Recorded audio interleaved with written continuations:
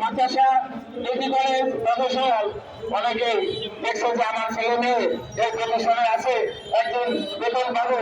বাবা, তোমার বেতনের টাকাটা প্রথম টাকাটা আমার হাতে এনে দিও। কিন্তু অনেকের বাবা মা দুনিয়া থেকে চলে গেছে। আমার বাবা আমার কলেজের টাকা উনি বড় আশা করে আমার এই প্রতিষ্ঠানটা করার জন্য নিয়ে গেছে। আমি ওনার কাছে ছিল রেডি, ওনাকে আমি এখন পর্যন্ত না হাতে দিতে পারে নাই, উনি ছিল বিদ্যালয়ে চলে গেছে। এরকম হাজারো শিক্ষকের বাবা মা দুনিয়া থেকে চলে গেছে। আমরা তারা তো চলে গেছে, আল্লাহ তাদের বেশন করুন। কিন্তু বর্তমানে আমরা আমাদের সন্তানের কাছে কি খরচ দেবো? ছোট ছোট কথি কথা ছেলেমেয়েরা বলে, বাবা তুমি বেতন পাও না, এটা তো সহজ উত্তর না, বেতন পাই না। কিন্তু যখন বলে বাবা তুমিও তো শিক্ষক, আমার আবার ভাই শিক্ষক, তো ওনারা বেতন পাই, তুমি কেন বেতন পাও না?